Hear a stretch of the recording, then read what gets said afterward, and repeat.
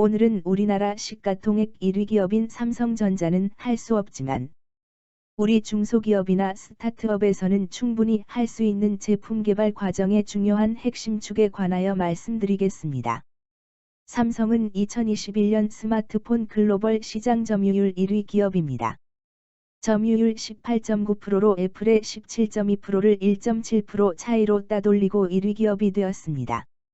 그러나 2022년 포브스의 기업 가치 보고서는 삼성의 브랜드 가치를 50조, 애플의 기업 가치를 241조로 평가하여 발표하였습니다.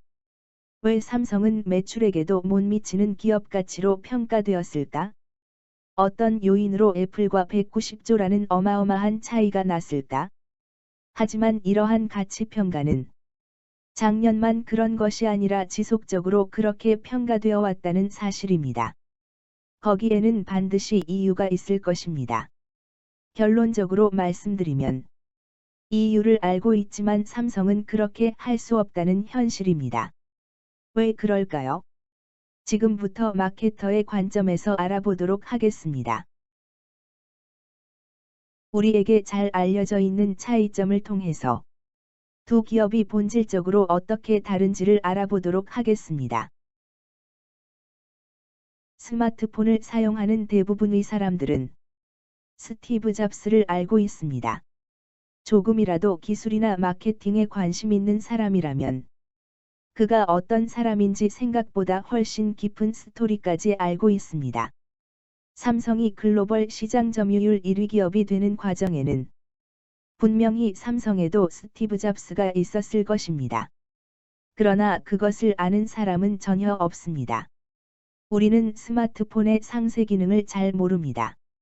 제조사에서 제공하는 기능을 공부하고 쓰는 것이 아니라 하나하나 주위에서 배워가면서 나날이 익숙해지고 있습니다.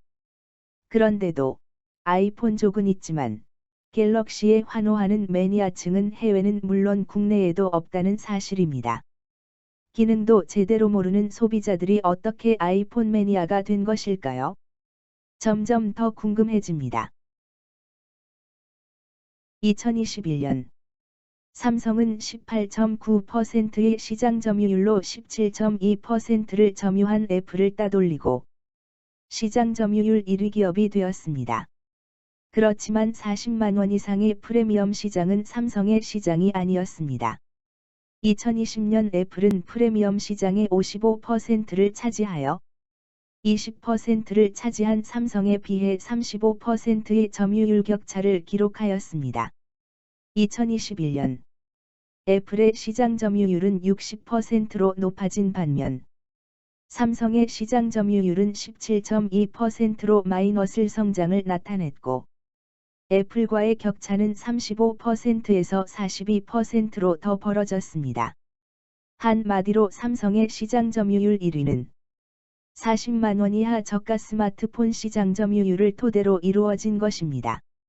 특히 2021년 가장 많이 팔린 스마트폰 탑10 리스트에는 한 개의 삼성 제품 A12가 포함되었고 샤오미가 2개 그리고 나머지는 모두 애플입니다.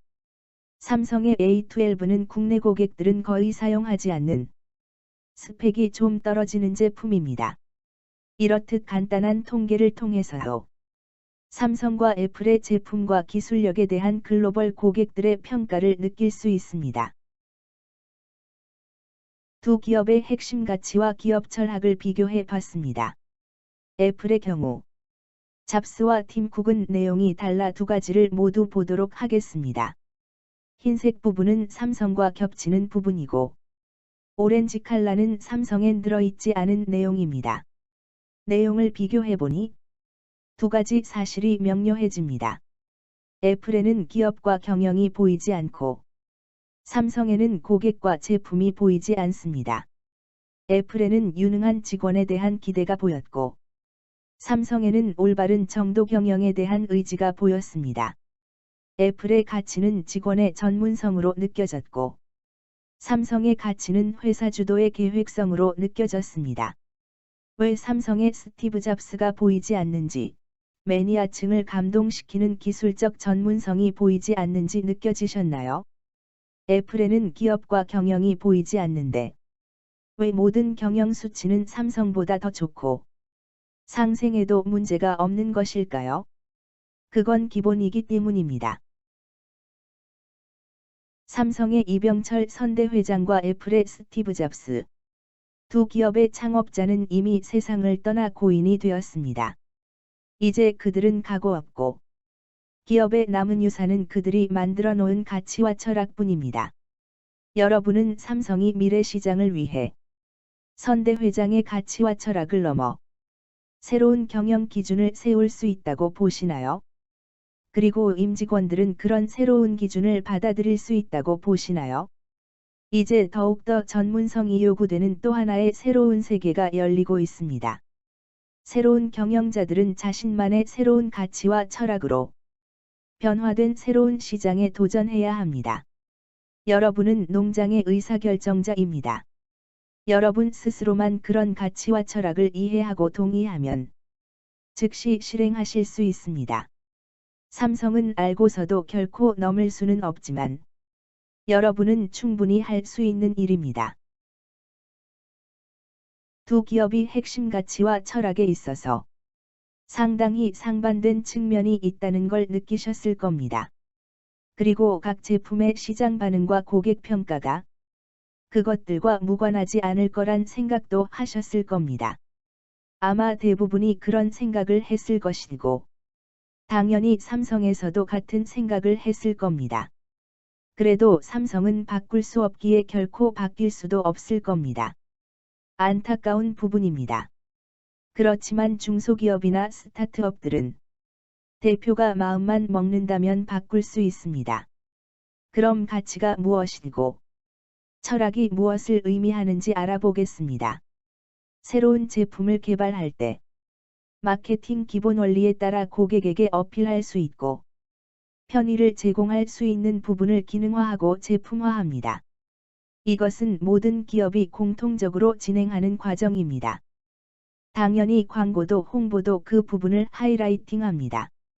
제품 가치란 같은 기능이라도 어떻게 구현할 것인가에 대한 프리미엄 차원의 기술적 전문성을 의미합니다. 철학에 부합하는 완벽한 디테일을 구현하기 위해서는 당연히 더 많은 기술적 전문성이 요구됩니다. 그렇지만 얼마나 많은 기업들이 고객의 눈에는 잘 보이지도 않는 이 부분에 고민한다고 생각하시나요? 제품 철학이란 왜 그 제품을 그렇게 만들어야만 하는지에 대한 지속적인 자기 질문에 의해 가시화됩니다. 제품의 본질적인 역할을 이해하고 어떤 일상의 변혁을 위해 그 제품을 만들어야 하는지에 대한 패러다임 차원의 고민입니다. 이제 가치와 철학에 대한 개념을 이해하셨고 중요성을 인식하셨다면 여러분의 제품 개발에 적용하시기 바랍니다. 삼성은 여러 가지 복잡한 배경으로 할 수 없지만 우리 중소기업이나 스타트업에서는 충분히 할 수 있고 또 분명히 도움이 되실 겁니다.